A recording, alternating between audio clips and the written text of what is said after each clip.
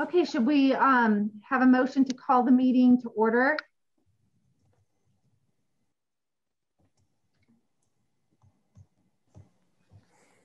Are we waiting on anyone? So moved. Okay, great. Any second? I think you can just call the meeting to order, Angela, as chair. We don't need a motion to do that. Sorry. Okay, I'm calling the meeting to order then. It's my executive decision. Hello, everyone. And I'm trying to bring up, I'm sorry, I'm having trouble seeing the agenda at the same time as all of you. For some reason, I'm only seeing, I need to organize my screen a little better here.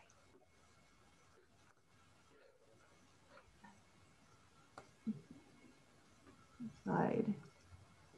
All right, okay.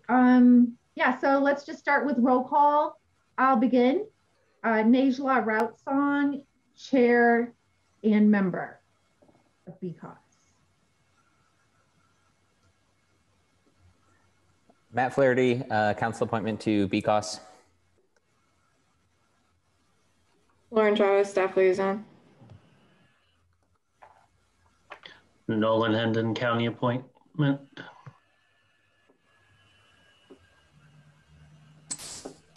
Jonna McGee, member. Garrett Alexander, member. Anna Abernathy, member. Christy Anderson, member. Joseph Winia, member. Colin Murphy, member.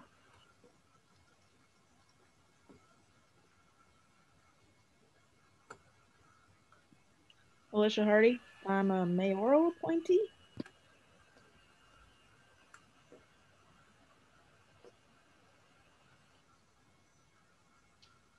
Okay, I think we've heard from everyone. And anyone want to move to approve the agenda? Move to approve the agenda. Second. Okay. Do we need to vote on it? Yeah, I think we tend to do roll call votes via Zoom on the council, but I think it's also probably appropriate to do a voice vote, but it's really up to you, Najla, as chair, I would say. Okay. Oh, yeah, let's just do a roll call vote. So to approve it, I guess we'll just say, should we just say everyone, wait, what's the best way to do that on Zoom? You could use reactions like the up or down, the up thumb, I guess. Ow! There's also a principle of unanimous consent, which is that if no one is opposed, we can get on a simple matter like approving the agenda. So you can just say, are there any nays? And if we have none, then we could move forward. Yeah, are there any objections to the agenda? Okay, if there are no objections, then the agenda is approved. Okay, it's time for public comment. Are there any members of the public here? And if so, please comment now.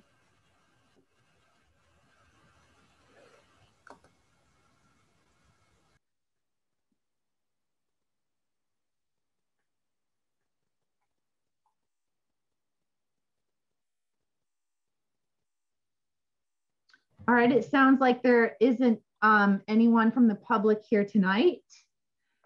So let's move on to the report from the chair. I don't have a lot to report. The Housing First resolution that we approved was emailed to the city council between our last meeting and this meeting. And I think Matt Flaherty is planning to talk a little bit about that as well. And I don't have any other updates. Okay, report from ESD, Lauren. All right, thank you.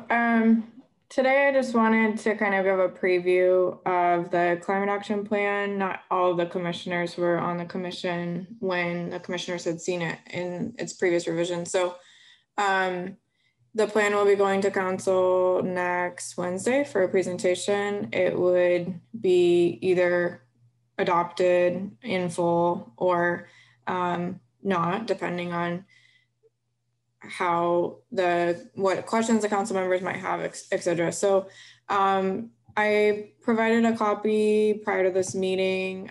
Just wanted to briefly go through the summary of it for the benefit of those who might not be as familiar.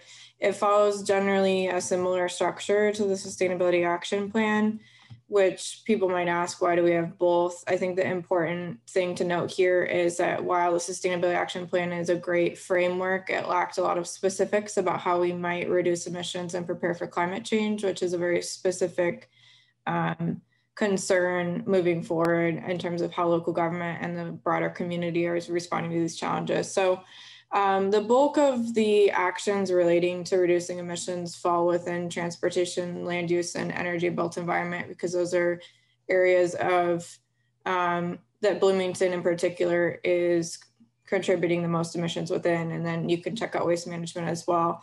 The other sections, water, wastewater, local food, health and safety, all very important, have to do a lot more with climate resilience and preparing for climate change. So this basically just serves as a quick 10-page summary. Not everyone's going to go through the entire 160-page document. However, if you're interested specifically in the strategies and goals, they lay them out here. I'll stop scrolling because it's not possible for you to read while I am. So basically, the broader goals are necessary for us to achieve in order for the community to reach a 25% reduction in emissions by 2030. And ultimately, if we were to reach that faster, then we would continue to evaluate our goals. But that's the pace at which we would need to reduce emissions to keep in alignment with our climate goals and with the Paris Agreement and sort of the general framework that's necessary in order to combat climate change. So it's a little bit bulky, but at the same time, I think it's really necessary to have specific things that we're working towards as a community that are quantitative, that show areas of greatest impact. And so just wanted to give a preview of this and also ask if you have any questions. There have been a significant amount of work that's occurred in between the last time you've seen it and this time. So I would understand if you needed more time to make a decision about whether to support it, but just wanted to give a progress update and say that next week is when council will start to consider it. It's also, even though it will be complete, it's really just the beginning of engagement on implementation, getting things moving forward. And a lot of these things we're already working on as a community. It obviously integrates with existing plans, but creates a more structured framework and specifics about exactly what would need to happen in order to make our goals met. So if anyone had any questions for me later in the agenda, I just wanted to circle back to the letter that had been started at one point about BCOS writing a letter of support that could either be as your position as a commissioner, a list of people that felt comfortable, or as a commission. But yeah, anyway, did anyone have any questions as they looked through it, or questions for me about process or context, especially if you're new to the commission? Yeah, I just wondering, I haven't had a chance to read through it, but I'm really interested in reading through, and it seems like there's a lot of good things happening. What can we do to be involved on any one specific thing if we want to be more involved? Is there like different groups handling different parts of this? Like, how is it working? Yeah, so one additional piece that will be related to this is we're working on an interactive story map website, and for each of these strategies it will say what the city's doing and ways that citizens or sort of commissions can be involved in each one. I would say that some of the work that's already ongoing in this commission supports these goals. For instance, waste reduction being important, and some other work that's been done to look at waste or energy use within apartment complexes, for instance. I would say if there's anything in particular that interests you as you go through it, that could be a point of discussion for a working group. But otherwise, I think that as you look through it, there's some goals that lend themselves to being more institutional. So you could support in the sense that if a policy comes up that's in alignment, then the group could state support for that. Or if it's more community focused, and there's an opportunity for outreach to other sectors of the community to communicate the plan goals, as well as opportunities to just educate people. I think that's, people often wonder what they can do. And so continuing to engage as to what the solutions are is a lot more positive than focusing on the challenges. Yeah.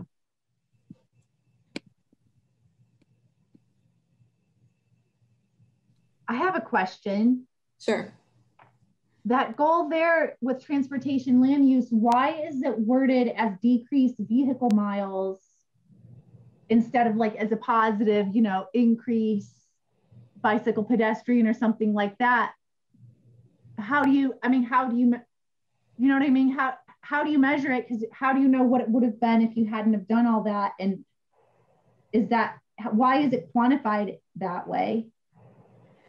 It's quantified that way because one of the only ways we can know about how many trips have been conducted is to look at Indiana Department of Transportation data. And so that's how they report it, is an estimate of vehicle miles traveled. So if we see that that's increasing, then we know it's going in the wrong direction. We also have a goal in there generally to increase bicycle and pedestrian commuting. So that's another way that we can check to see that trips have been switched from vehicles to bicycling. It seems a little, the most important thing you can do in this section is to reduce the number of trips you make alone in a car. So I think that that's an important point to just talk about, regardless of whether you're switching to, transit is obviously less climate intensive, or there's other ways to travel. Perhaps maybe you're not totally switching to bicycling, but you're reducing some of the trips that you would have taken in a vehicle. So, okay. Yeah, thank you. Yeah, okay. I have a question too. Is this still the appropriate time for that? Yeah. One thing I was struck by when reading granted, I did not read the full report, but I read some of it, a little bit. And there was a line in one of the early pages that said that a survey had been done of Bloomington residents, and it was something like 75% of Bloomington residents rated that they were very concerned or extremely concerned about climate change, which to me, I was enthused by, because I just perceive that that's probably very high compared to other Bloomington or Indiana municipalities. So it has widespread community support. But then later on, when it talks about the goals set within the plan, it went for the very minimum for to meet the IPCC goal. Because they said to meet climate targets, we need to reduce emissions from 25 to 55% by 2030. And I noticed all the goals in the plan meet the minimum of that, which is 25%. So I'm just curious if the intention behind that, or whether more ambitious goals could be met. At this point, I know that it's probably very close to a done deal, but I'm just curious about the context of that number being so low. So if you look at both surveys that have been conducted at the statewide level and then locally, Monroe County tends to be a lot more concerned about climate change than other counties across the state. So that part was consistent, and I'm happy to share the survey results. I'll upload them in the commission folder as well. It also, obviously, it wasn't a representative survey, so that may be higher, but we can cross-reference with ones that were and tell that it's not too far off from what is generally prevalent in the community.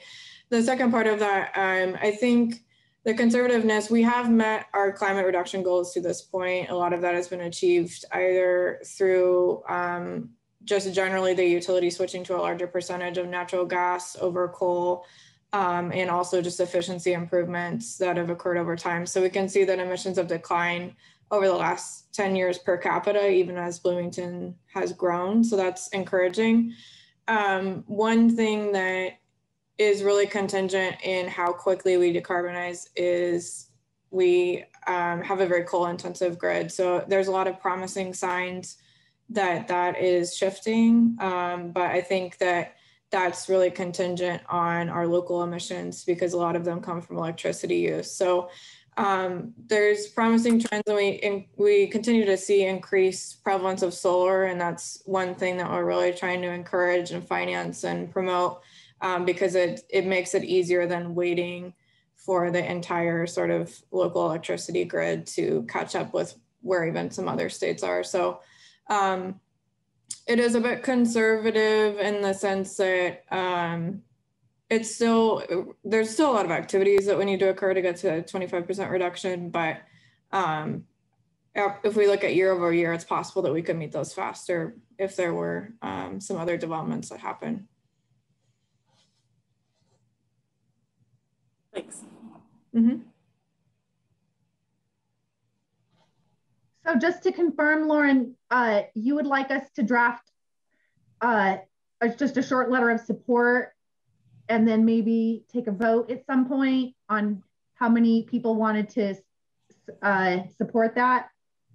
Yeah, so there was a letter that was drafted in the past, but the membership was different. So I attached that. Okay. I wouldn't expect that anyone signs it or votes now if they don't feel comfortable to, but I just wanted to alert everyone to the fact that it will be presented next week. So you could either support as an individual, but I recognize that there's plenty to consider. This will continue to be something that I think the commission engages on, so it would be good to be familiar with it generally, even if just we're looking at the broad goals and any questions that people might have about that. All right, thank you. Yeah, thank you. I'll switch over to the agenda really quick.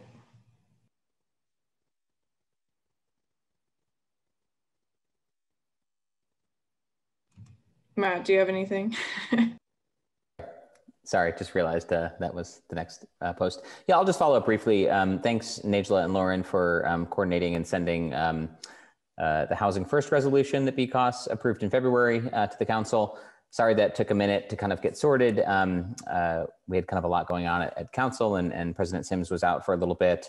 I know there's been a little bit of follow-up with a few council members with Najla, just responses about some similar efforts in the community. A few I'll highlight. The United Way and the Community Foundation are leading a housing insecurity working group that I think folks can get involved with if they'd like. If you, I think just Googled United Way housing insecurity, United Way Monroe County housing insecurity, there's like a link and a sign up form. So I'm involved with a data and dashboarding working group or committee rather within that housing insecurity working group right now. So it's kind of working on identifying promising best practices in other communities related to housing first strategies, identifying gaps in our own community, and again, looking at data and how to track and display that over time to better influence positive policymaking to make improvements on this front. So there's kind of some broader community efforts happening that are in line with, I think, the Housing First resolution that BCOS passed. Also, I'll note the Monroe County commissioners just passed a resolution. I think it was a resolution last week declaring housing as a human right in Monroe County. Of course, Bloomington is in Monroe County. And we've had kind of some similar initial discussions, I would say, at the council level about housing as a right and protecting people based on their unhoused status. There's already some protections for folks in our human rights ordinance that's been in place for many years, but I think there's some gaps in that could be shored up in the context of people who are unhoused in particular. And I know that's one of the things that the Housing First resolution from BCOS called for. It also called for a feasibility study with relation to Housing First or establishing housing stability as a reality for everyone in the community. So there's a lot of things happening kind of out there that are I think directly in line with the sentiment of the BCOS resolution. More specifically to the 4 action items at the end of the resolution, I think one of those would be what I would characterize as a council action because it's legislative in nature. It looks at city code and establishing housing stability as a right. The others are sort of executive functions that have to do with conducting a feasibility study for that and some things like that, or identifying resources to increase our investment in housing options for very low income, extremely low income people in the community or people experiencing homelessness. So all this to say, there's a lot of sort of related actions going on in the community. I know a number of council members very much appreciated that BCOS took this on and passed this resolution. I think we'll continue to be talking about it and pointing to it as one of many sort of data points from the community, calling for increased ambition on tackling this, really, really challenging issue in our community and in our society. So I think that's a good general overview of things kind of happening at the council level on this issue. Again, I really appreciate the work Najla and various commissioners put into developing it and BCOS passing it. So there may be more updates in time in relation to the ordinance. And I know Lauren shared with the mayor's office as well shortly after its passage. Yeah, I think that's it on the Housing First resolution specifically. A few other things I'll mention. Obviously, Lauren just kind of gave us a nice overview of the Climate Action Plan, which is coming to council next week for support.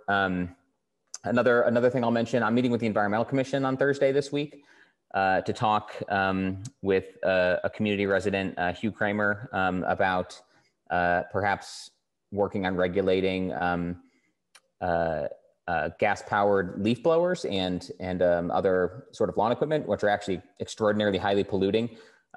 They don't have the efficiency levels that cars have, for instance, in reducing emissions, and they actually just produce an astounding amount of pollution, climate pollution, and not to mention noise pollution. In fact, the document that Lauren pulled up with the kind of sub goals in different categories, I noticed lawn equipment was one of them in there, and reducing the aggregate amount of emissions from that. So that's just another sort of climate related initiative that may be happening. I met with a few folks, community members, about that prior to the pandemic, but then things kind of got sidelined.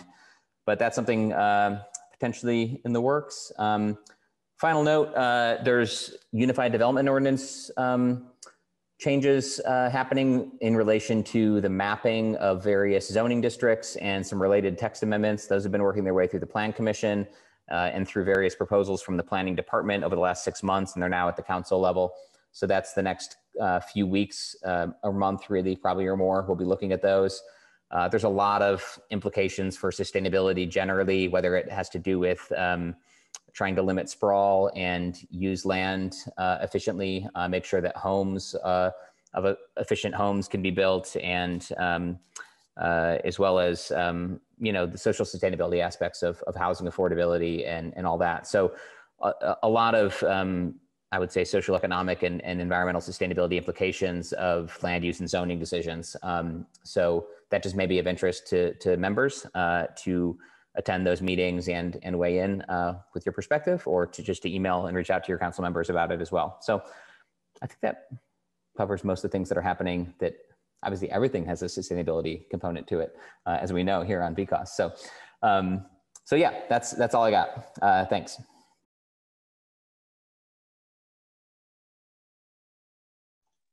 Thanks, Matt. So now it's time to discuss and vote on officer elections, new officer elections. And I think we discussed there's actually 4 positions, right? There's chair and or chair, vice chair, or co-chairs, and then 1 secretary, 1 treasurer, or at least that's how we have had it in the past. So I guess I'll just start. Should we start with the lower ones first, or the chair first? Let's just start with chair. So who is, if you're interested in chair, could you please say so? If you're interested in volunteering to be chair or vice chair, please please say so.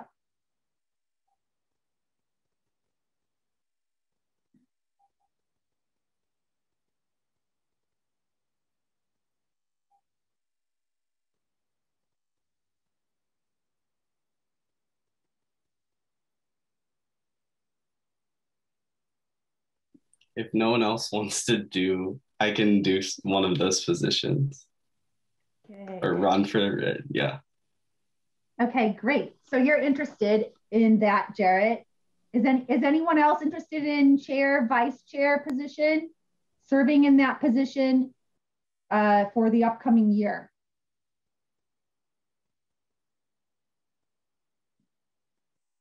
I'm actually able to do it again this year. So, Jarrett, would you be interested in being chair and then I can be vice chair? Like kind of like how it was with Joe? Yeah, that's fine. Okay. If that's what you would prefer, or I'm fine with you being chair, or yeah. Okay. Okay. Okay, then that was pretty easy for those positions. So then moving on to secretary and treasurer, we need someone to be secretary who's able to take notes. And that's their main job, is taking notes, I think. So is anyone interested? Is anyone able to serve in that position this year? Please say so now. I would be willing to serve as secretary unless there's someone else who is very excited about it, in which case I'm also happy to hand over that position as well. But if no one else is interested, I'm happy to do that. Thanks, Anna. I see Colin raised his hand as well. I don't know if Colin is able to unmute or is interested. Oh yeah, Colin, yeah. Go ahead and speak, Colin. Thank you. So I'm not interested in being secretary. I can't commit to that. However, I really like taking notes. So I would be happy to serve as a kind of de facto backup note taker for the commission, if that's helpful. That's great. Thank you, Colin. I know I'll be out of town a couple times this summer, so we could definitely connect and kind of collaborate if you're willing. Great.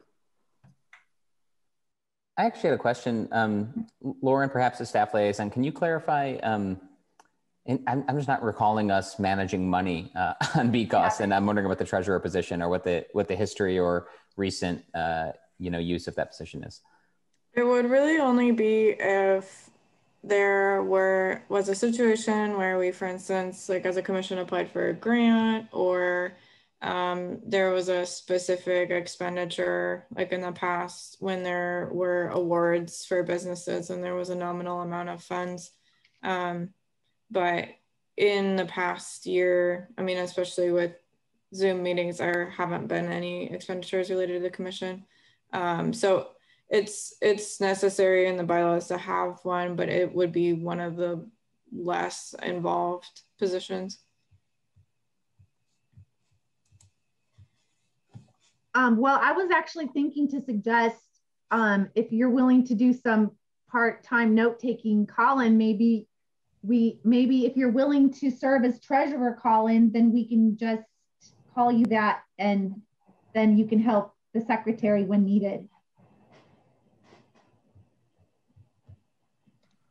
So if that would entail not attending leadership meetings, then I could make it. I'm really at capacity, I'd say right now, but I can commit to, of course, attending BCOS meetings, but I don't think I can commit to like oh, that's fine. Yeah. Well, maybe if we don't need a treasurer, maybe we don't need a treasurer then. Does anyone have any objection to not having a treasurer unless needed this year?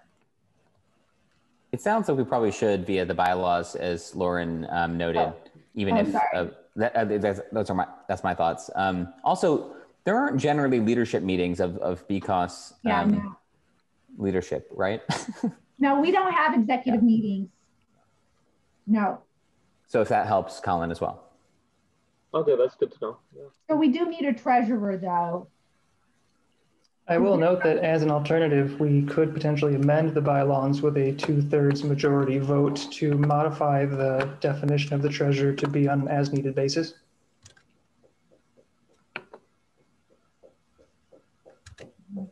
In fact, I would move that we consider amending the bylaws to update the treasurer's position to be listed as optional or as needed. Does anyone second that? I'm not opposed to the idea. I'd want to maybe defer to staff, and also we'd want to make sure we like have that in writing, so like we're all clear what amendment to the bylaws we're voting on. I don't know if we can pull that up on like a quick basis here. I can pull it up. Just give me a second.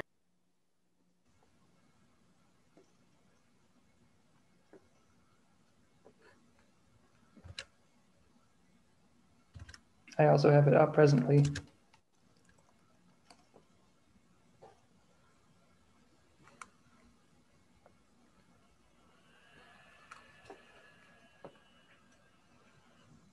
Can you see it? It is still displaying the agenda right now. Okay. What about now? Yes. Okay. I will scroll down.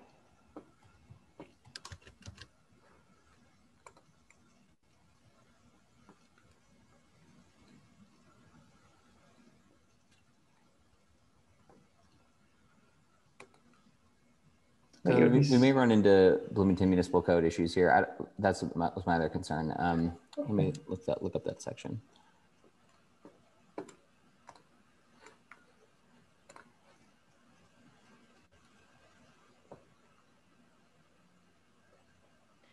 I would say my recommendation is just that someone serves in the role with understanding that they probably won't necessarily be called on to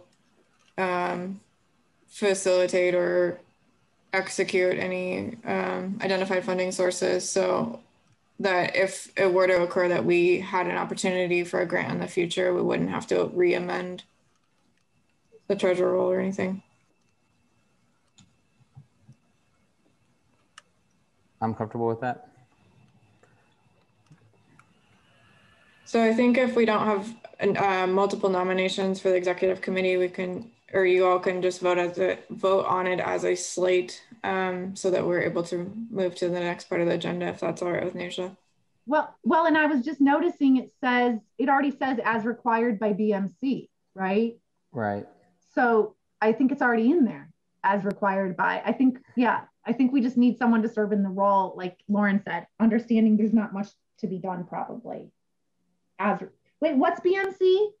Bloomington Municipal Code. That section says all departments, divisions, or departments, boards, commissions, and councils shall prepare and submit annual budgets in accordance with the forms, timetables, and procedures promulgated by the mayor. And my guess is that if there's no grant or expenditures of any kind, that's just sort of moot. But I kind of share Lauren's view that like it's possible that in the future this would be relevant, even if not relevant right now. And maybe it's just worth having sort of a nominal person nominally occupying that position, even if it's minimal commitment. All right, any takers for minimal commitment, nominal occupation of the treasurer position? I would be willing to serve as the nominal treasurer of the BCOS. Such commitment. Indeed. Okay, so then let's take a vote. Do we need to vote separately, or could we just vote on the whole slate at once?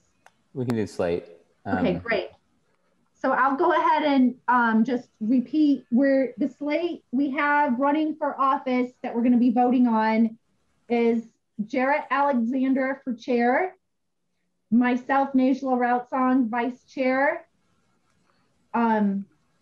Joseph Winia as treasurer, and Anna Abernathy, secretary. I move we elect that slate to BCOS leadership. Second. Any objections? Okay, so it's passed by unanimous vote. Congratulations, everyone.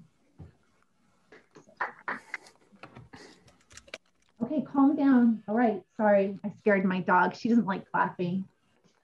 All right, moving on to endorse the cap. Oh, do you want to talk about that, Lauren? Yeah. So in the email in advance of the meeting, I attached the one that Joe, our previous BCUS chair, had drafted in support of the climate action plan going to council. At that time, it was still a draft.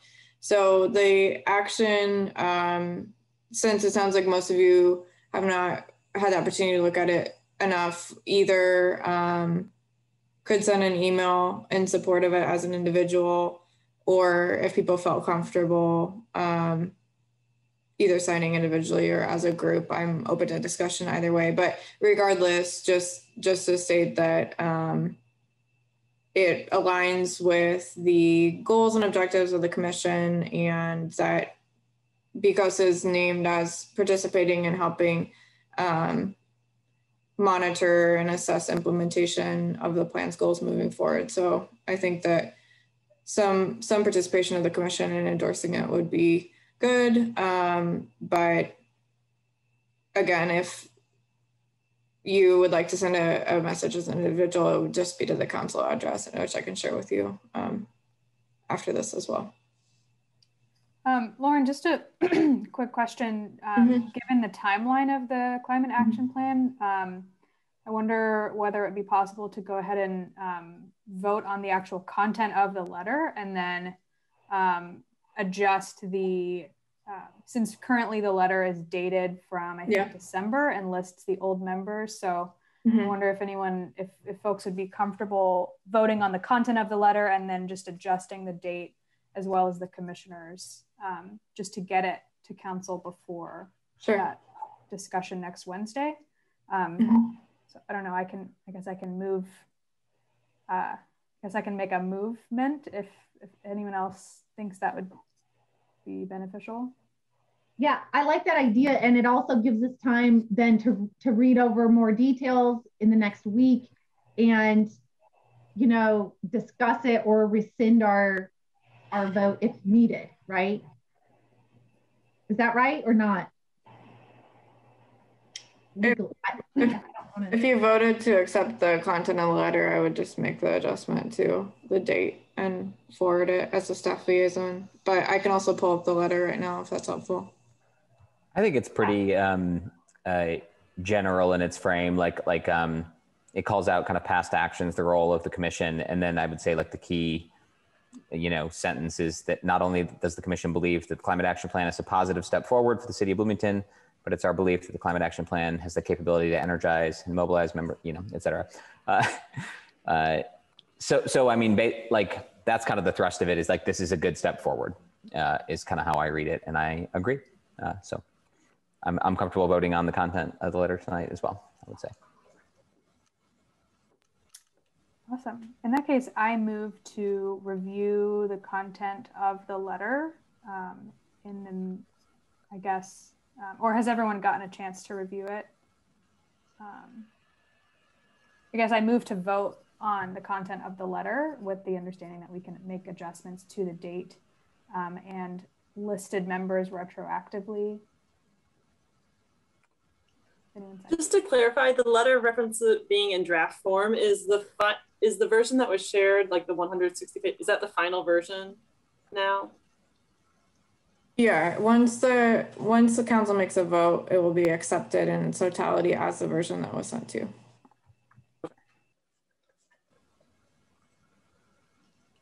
I'm gonna second Anna's motion.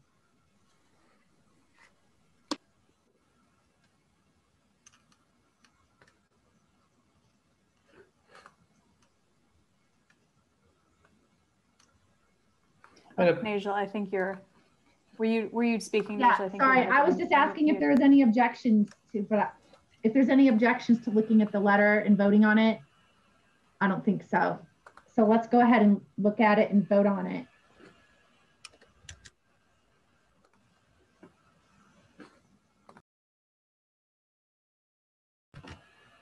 I do have a point of order that's more of a question than a point. With the change of officers, would that take effect immediately, or is that as of the start of the subsequent meeting? I think as a technical matter, it would probably be immediate, Joseph, though okay. I think we're informal enough that I would just defer to Angela and Jarrett, whatever they think. Okay. I'm happy to let Angela keep leading this meeting, and then I can start next month if that works for everyone. I have a clarifying question. The motion was to adopt the text as is that right? Okay. I had a friendly amendment that I wanted to propose to the motion, which would be to strike climate change and instead, this is in the second paragraph, and instead insert the ecological and climate crises. Any objections? I second the amendment.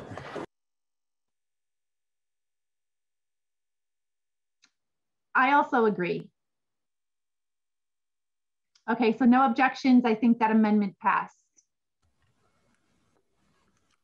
Or yeah, sorry, I just make sure everyone understands that they had a chance to object to the amendment to the wordings to the wording if they had one.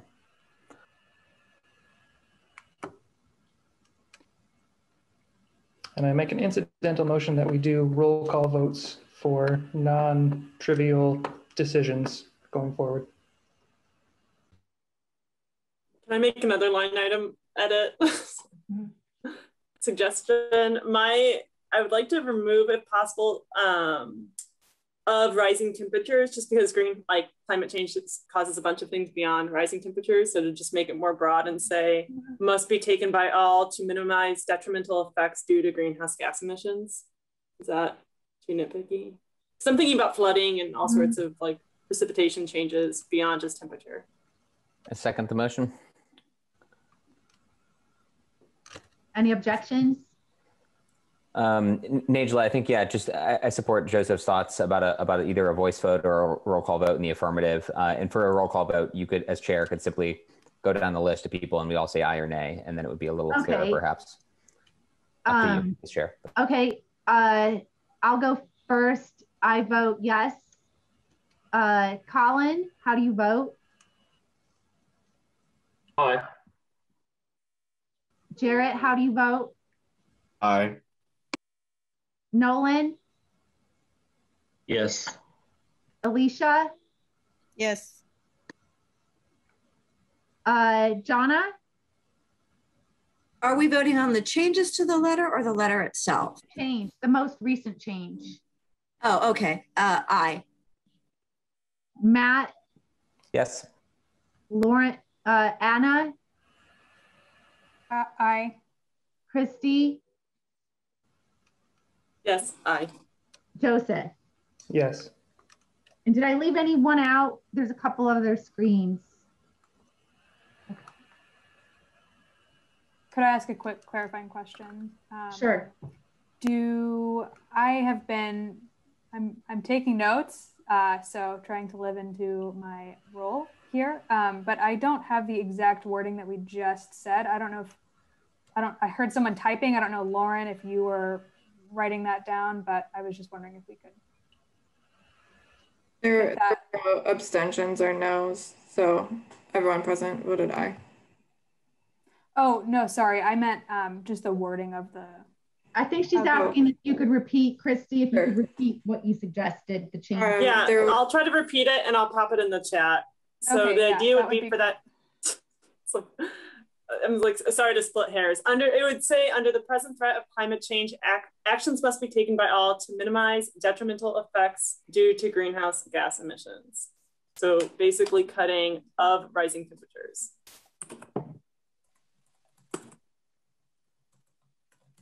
I put in the chat with both changes, the one we voted on from Colin's motion. Does that Okay, great. reflect Yeah, the motion, Colin? Yes, thank you, Matt. Councilmember Matt.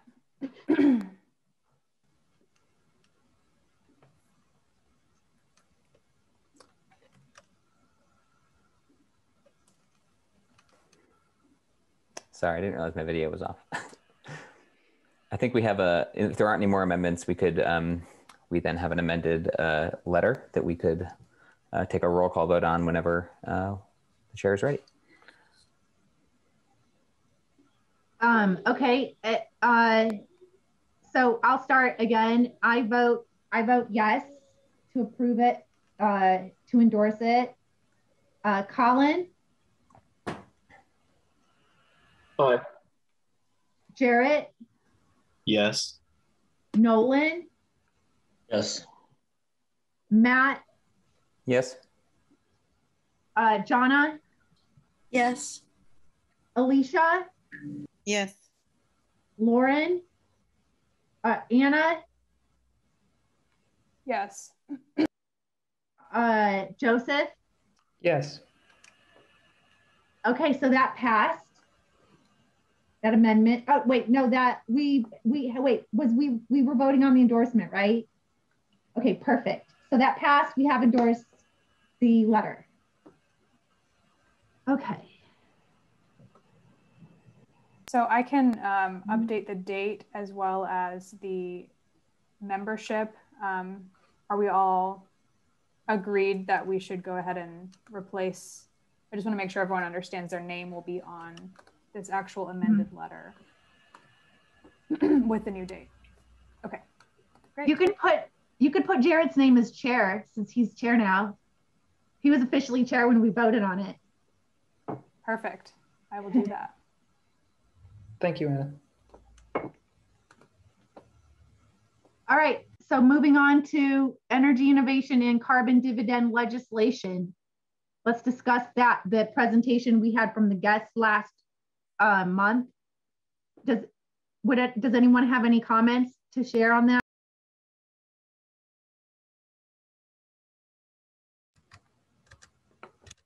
I can open by saying that I, for one, am uninterested in endorsing that piece of legislation as it is written. There are several aspects to it that I find insufficient or misdirected in terms of approach, a national approach to reducing climate impact, particularly the distribution of the funds to citizens in a general fund rather than a direction towards promoting or subsidizing alternatives like going directly to green energy methods or climate impact production, because the I guess seeming intent of the legislation is to promote economic growth in a general way and not in a sustainable way. And quite honestly, consumerism itself is inherently unsustainable, and I don't find the direction of the carbon fees to the general fund to be a good use of that revenue. And additionally, there are a couple of shortcomings. I know that Colin had referred to in the previous meeting about intervening on EPA regulations for a 10-year, I think it was either a 10-year or the extended, I think it was 10-year period on any carbon emissions. And also that there is a conditional cessation of the carbon fee if the carbon emissions are within the year's reduction target already. So it essentially caps the rate at which carbon will be reduced to the target line and no greater. So it essentially permits continued emissions if we're doing better than scheduled. So those are my thoughts, and personally I would prefer to see the commission respond with a letter stating if it's in agreement where the legislation could be improved or why it doesn't support the legislation. Thank you. Is that letter something you'd be willing to make a first draft of, possibly? Indeed, I'd be willing to participate in that process, but I think it best to see where the other council members stand before taking that step. I'm sorry, commissioners. Joseph, could you explain again what you shared at the very end with your idea for alternate content for a letter? I'm just curious. Yeah, in lieu of doing nothing, if the commission doesn't agree with the legislation or doesn't support it, to send a response indicating either what we would like to see changed in the legislation or what we don't support about the legislation.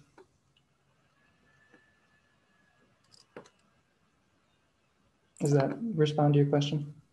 Yeah, that helps. I guess when I was thinking about this since the last meeting, I was thinking about, so the action that they had requested was for us to send a letter of endorsement to Hollingsworth, right? Like our representative. So not necessarily saying that like we endorse it. Well, I mean, by, I guess, de facto, by writing in a letter that we want him to endorse it, we would be supporting it. So I guess I was thinking less of like the substance of the legislation, but like the political strategy, and that like currently this bill has no Republican co-sponsors, and I don't see Hollingsworth, or I don't see our congressional representative supporting a climate policy personally in the future, although I personally would like them to. And so I'm just wondering if there's like a greater strategy here where we're trying to get some Republican support to this legislation in a like an economic strategy that might garner support rather than something else that's more progressive. So I don't know if anyone has thoughts on like whether that is a smart strategy to try to get a representative who is probably unlikely to go with something more progressive.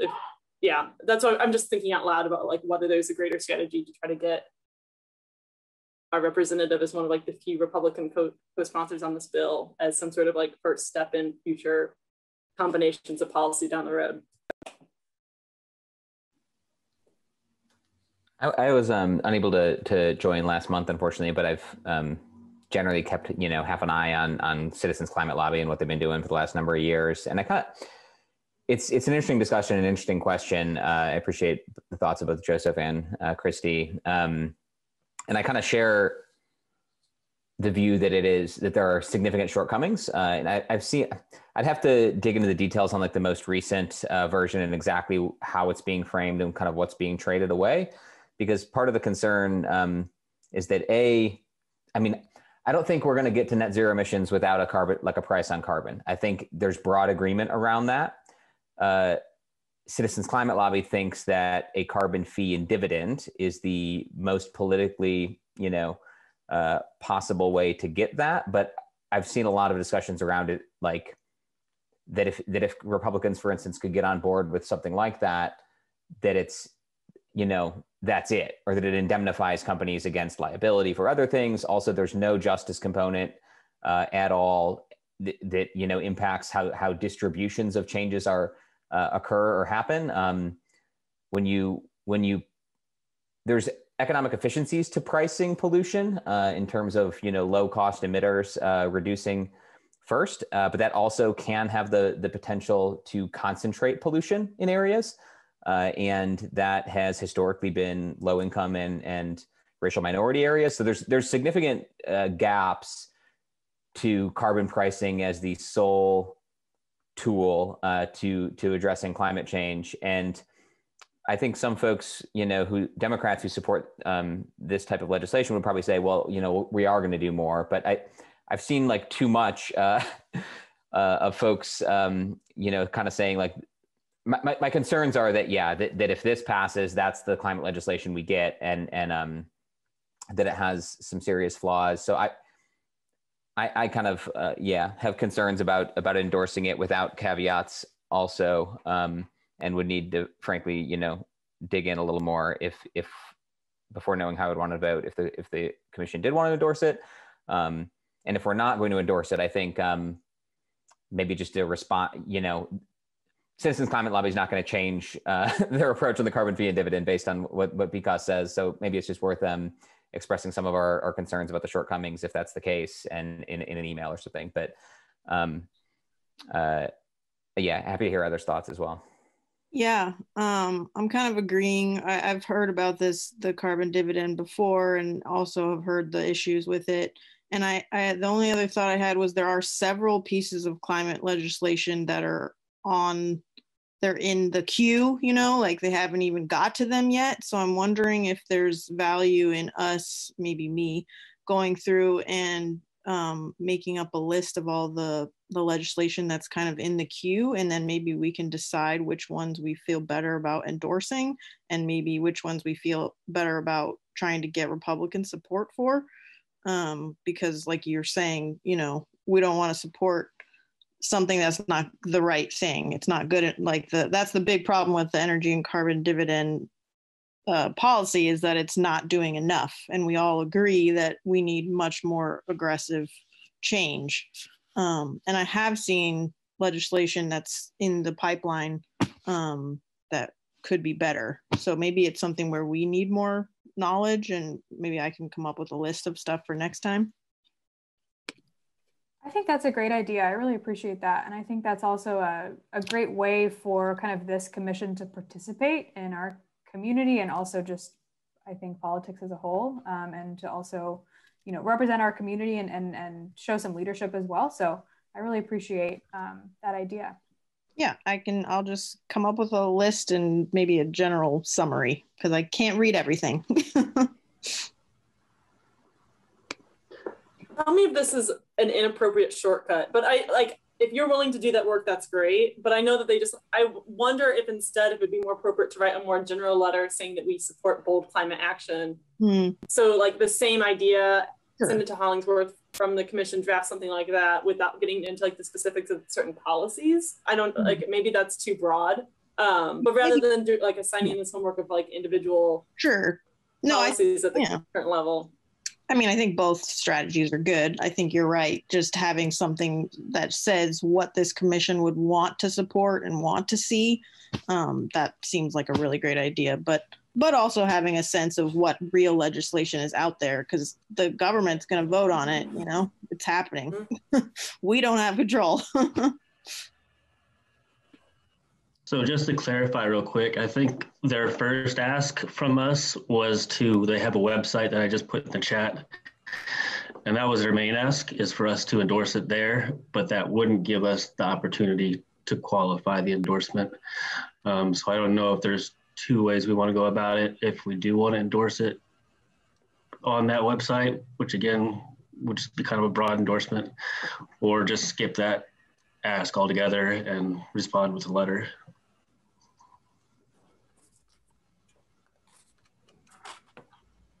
I wanted to express appreciation also to Alicia. I think that's a great idea. I think we should totally take stock of the legislation that's already on the table, and maybe even, you know, discuss which ones appeal the most to us.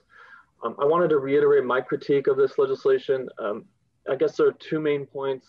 One is that beyond just not doing enough, this legislation would remove the ability of the EPA to regulate greenhouse gas emissions for 10 years. And now these next 10 years are the 2020s are the most important decade, perhaps in human history, for the world to take deep and transformative action to mitigate and reverse the climate crisis. And so for this piece of legislation to remove, you know, our primary, you know, administrative agency, right, at the federal level, to remove one of our biggest tools from our toolbox, I can't support that in any scenario. And I don't think that it's politically smart really to do that. The second main critique that I have is that, you know, according to the International Panel on Climate Change, the report from 2018, you know, in order to limit global heating to 1.5 degrees Celsius, we would need a rapid and far-reaching transitions in energy, land, urban, and infrastructure and industrial systems. And that is a statement directly quoted from that report. So I'm really interested in, you know, in supporting legislation that matches the scale and urgency of the climate crisis. And I don't think that this legislation meets muster for that. Thank you, Colin. And I agree with everything you said. And I would just point out that asking people to pay for their carbon output is not the same as reducing our carbon output, right? It doesn't guarantee we're going to reduce anything.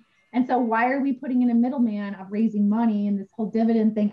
I don't like it either. I think it makes it kind of creates a middleman to me. Why not just require people to reduce their output, their carbon output? You know, why are we, anyway, I know a lot of the carbon cap and trade schemes can kind of sometimes just be like moving numbers around and not actually having tangible results.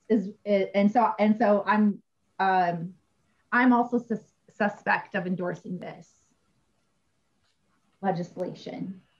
So it sounds like it's probably not going to get passed tonight if we voted on it. And Alicia has offered to do some research, and we've agreed to discuss it next month and possibly vote on a letter of reply where we would be giving them specific reasons why we didn't endorse it and what we would endorse about it if it were changed. Is that right, Alicia? I hope I didn't misconstrue what you said.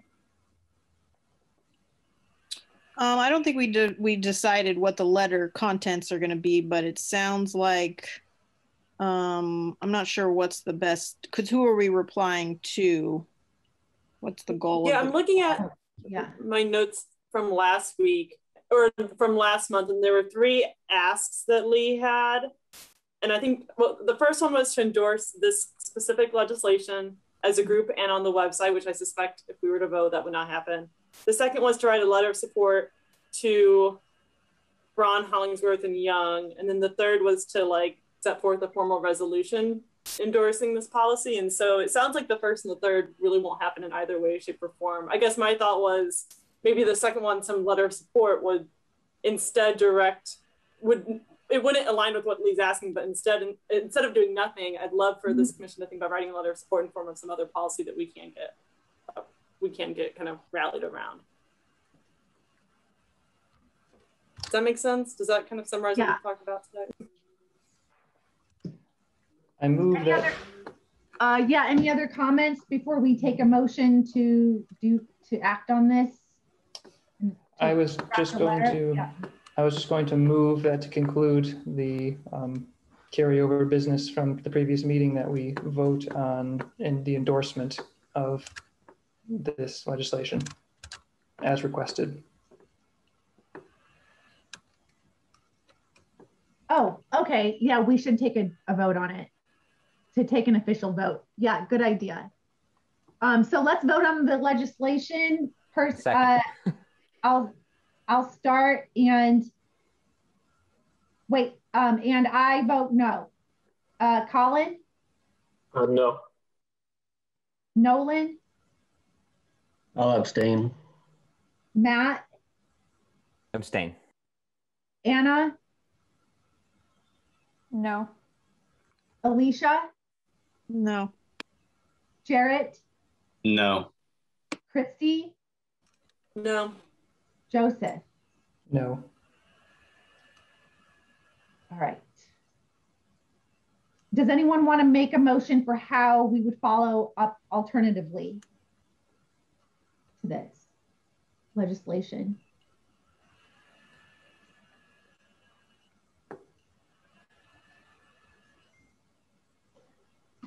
I don't know that we need to make a motion. I think we discussed it and have our kind of game plan going forward. Great. Okay, so I'm going to suggest, since we're getting short on time, that we discuss working groups next month, since we don't have any. We were basically going to talk about making new working groups.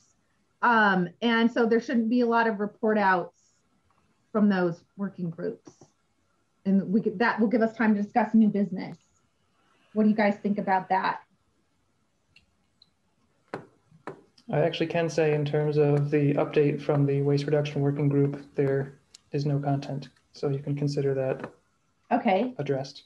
Is there any content for policy working group? Okay, so yeah, I guess I'll make the motion then to skip working groups for this month. Anyone second? I second. Any objections? Or yeah, do we need to do a roll call on this? Okay. No, there's no objections, then we'll move to new business. So discussing the synopsis of sustainability initiatives, Joe. Yeah, I'll just start by saying that I was mostly interested in getting a working understanding of what the commission considers its current sustainability initiatives as defined by the municipal code, as initiatives that the commission is currently pursuing. Because I did see on the website that there is in the, let's see, city sustainability pages. There's a heading of sustainability climate and climate initiatives that consists of Solarize Bloomington, the solar and energy efficiency loan program, and backyard compost bin and rain barrel sale. Are those indeed the three initiatives that are considered active within the commission? Being a new commissioner, I just don't have the history. Those sound like Lauren. Those sound like your area, Lauren. Sure, I'll give an update.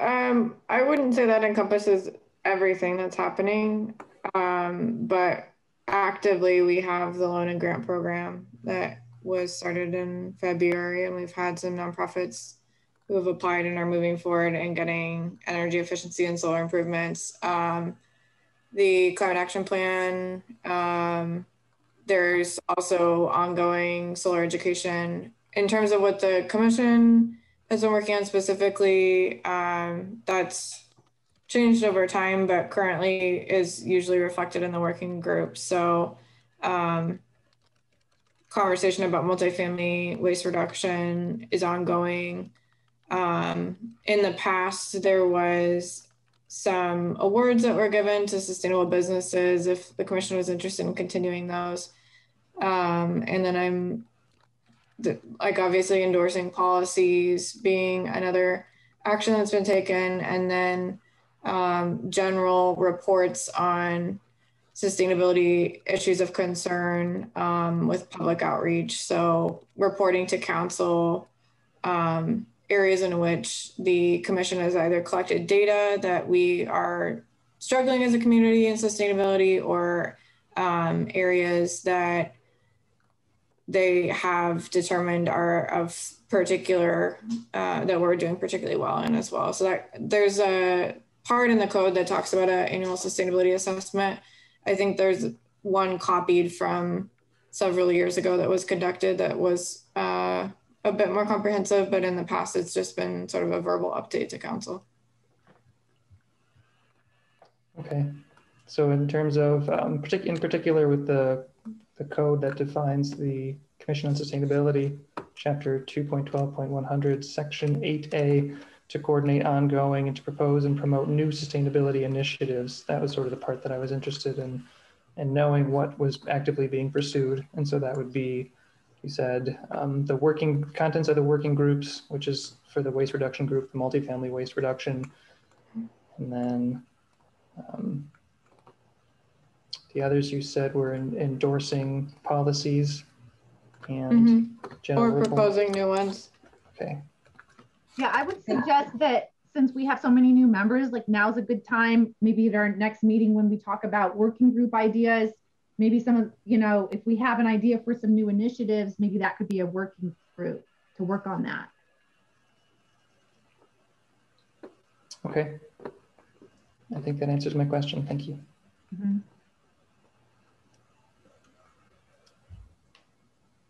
I'll just chime in and say that I think this dovetails well with the working group discussion, because it seems like because it's at a bit of like a reset, reorganization time period, kind of the beginning of the year still, but with the number of members having turned over and new leadership and all that, like it's if there's things to keep from the previous working groups and people are still energized on some of those issues like waste reduction or whatever, like that's great. But if there's in the past, because I served as a resident before a council appointment, and in the past we just kind of coalesced around common areas of interest, I would say.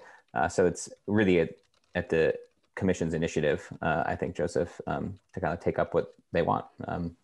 There's some things called out in the climate action plan, in the sustainability action plan, and probably the climate action plan as well, as things that the commission can and should be helping with.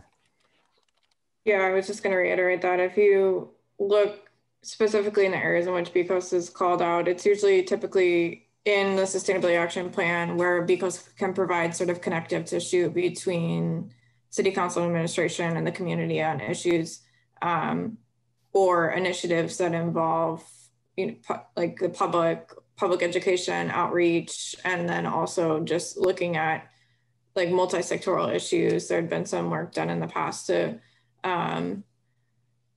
I'm trying to think of some specific examples in which BCOS is called out in the SIP, but I would say that it's a great place to start if you're looking at specific ideas for working groups. Otherwise, I think anyone's open to, for instance, like Colin had some ideas of things that he was particularly passionate about the intersection of economic development and sustainability that could be of greater emphasis moving forward. Yeah, and Alicia shared with us her before the meeting a list of ideas as well. And I'm also interested in plenty of those ideas, Alicia, especially the transportation and land use, which also are in the climate action plan. So I think we'll have a lot of new ideas, hopefully, in to discuss next month and around new initiatives and working groups.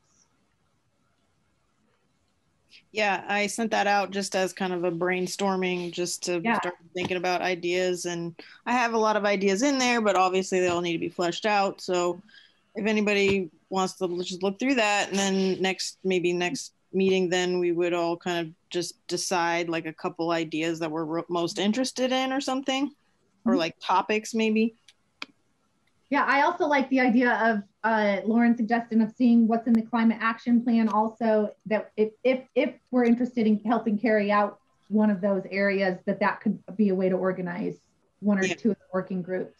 Yeah, so we should just let Lauren know specifically, or the whole group, I guess. If we see specific things that we're interested in, should we just send a message to everyone? Well, what I was thinking was next month we're going to be discussing starting new official working groups, and that would be a good time also to discuss these sustainability initiatives. That's probably the best way to start, because that way we're doing it in a team effort from the beginning, rather than individual, Yeah. Because I think there's a lot of, I'm sure there's a lot of crossover, and we're all interested in a lot of these issues.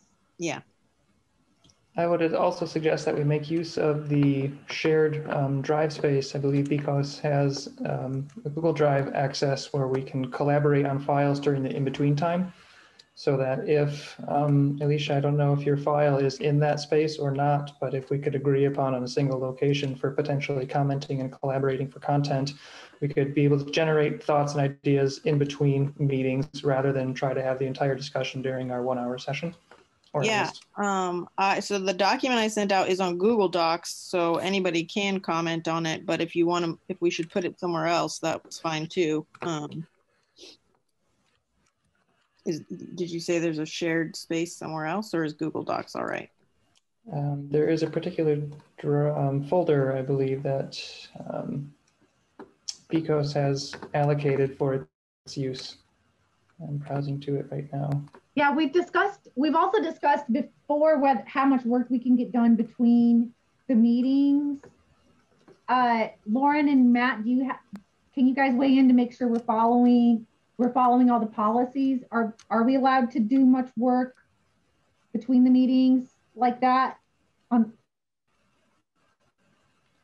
For reference, it wouldn't be decision making necessarily. It would just be idea contributions. So we wouldn't be making any binding policy decisions. Yeah, so an example of by votes.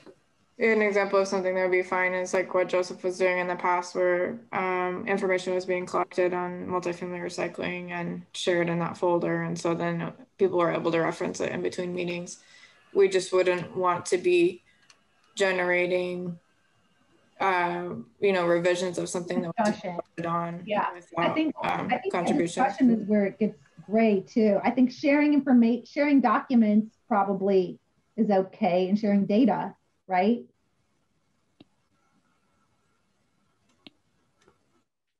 Matt, do you have anything to weigh in on that? Sure. Any electronic communication short of decision making should be absolutely fine.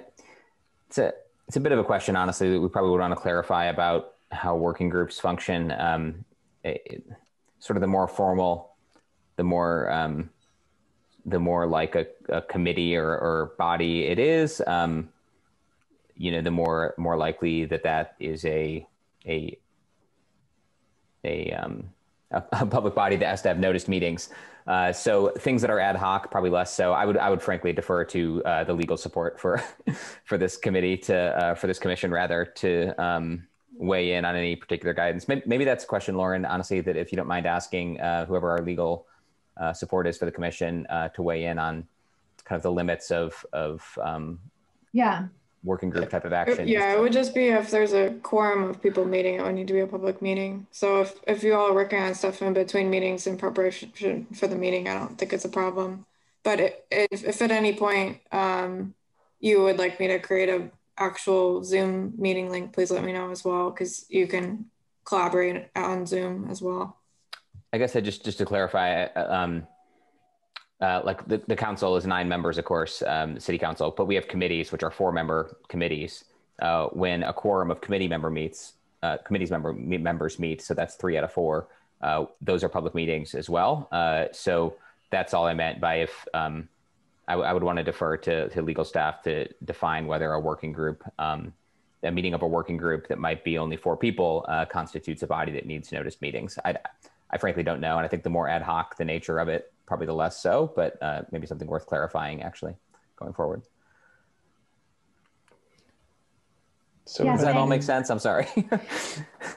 Yeah, thanks. All I know was there's lots of issues around that in the past when we've tried to do it. We've been told that we can't discuss things online. And so it's Nejla, I think the concern about that was what simultaneously editing a document, like in a Google Doc, for instance. If you have a quorum of members on a single Google Doc all editing at once, that's considered technically a public meeting, was the concern. But mostly, I mean, that's not going to happen, I don't think. So if you saw 7 other people on there, like, or 6, like, jump off, you know, but mostly I think that's all fine.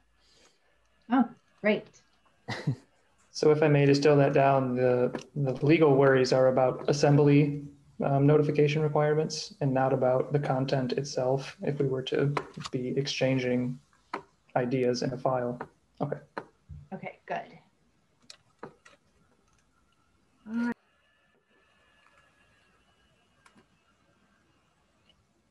And if I may verify with you, I believe, Lauren, are you the one who allocates permissions to commissioners for shared drive access? Yeah, if anyone for some reason either has an incorrect email or isn't shared on the drive, you can let me know. And I will double check that also after the meeting to ensure that that's correct. But yeah, it's easier to have everything in one place, especially as commissioners jump on and off the commission. And is it possible to post a link to that drive, or would that be shared by email with the invitation? I'll just reshare it on email. That's okay. Thanks. Perfect.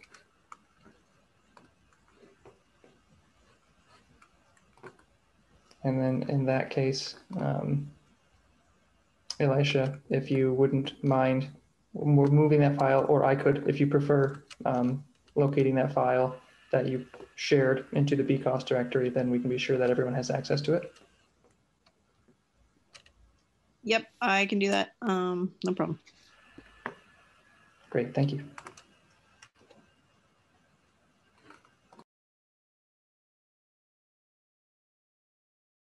All right, thank you, Joseph. Do you prefer Joe or Joseph? Joseph is good. Okay. Thanks. Thanks, Joseph. And so then if there's nothing else, does anyone move to adjourn? Can I add one more thing, Angela? Yeah. Just I know there's a number of new members, and I just wanted to mention that I'm the chair of the Council's Climate Action and Resilience Committee, which oversees or liaises with the commission as well. And just in particular, because we're not meeting in person yet these days, if anybody wants to chat, just to get to know each other more and your motivations for wanting to serve and on BCOS and stuff, I'm happy to do that. So just shoot me an email. We can set up like a half-hour phone call or something. So if anyone is interested, please reach out. And that's all. And I was just going to ask a quick, simple question, which is, do we have an updated roster of all newly appointed commissioners? I checked. I know there's a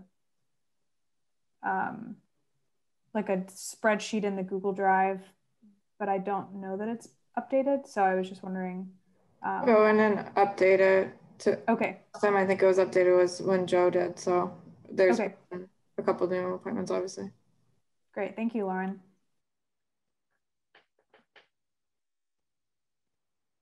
All right. Any other business? I do want to see, since we do have time remaining and we have new working groups on the new business agenda, would there be benefit to using the remaining 5 minutes to discuss anything? If anyone has any thoughts to share.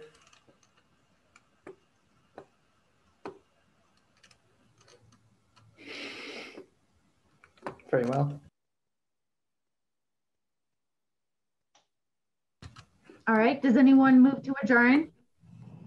See, Colin had a hand raised.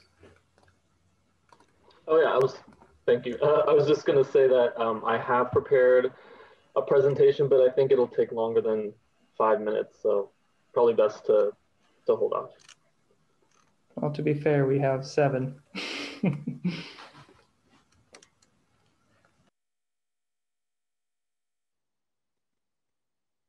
Colin, can I ask what your presentation's on? Sure, yeah, it's on the creation of a just transition working group. It's kind of loaded. I don't know if I can really summarize it in a few minutes, but yeah. We add that to like a presentation slot for next month. Would that be appropriate? Have some dedicated time for it early? That would be great. I think the presentation should last maybe 10 to 15 minutes, and hopefully we could have maybe 20 minutes for this section, if that's possible, or 25 minutes, if that's not too long.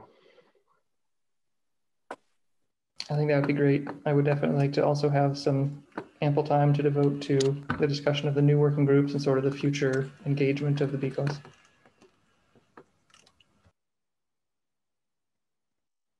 All right. Yeah, hopefully we can spend most of our time discussing that next month. All right. Yeah, and let's put Colin's presentation into old business because it started in this meeting. So then therefore it will be old business and it can kick off early on in the meeting too. I'm excited to hear about it. Good idea.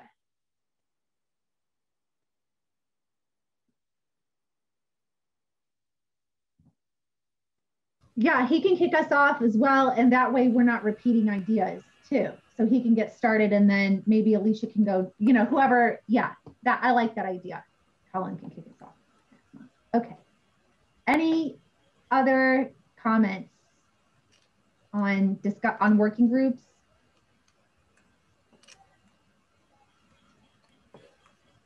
Okay, any motion to adjourn? I move we adjourn. Second. Any objections? Too late. Adjourned. Bye, everybody. Thanks all. Thank you, Lauren. Thanks, Thank you. Angela. Bye. Thanks, guys.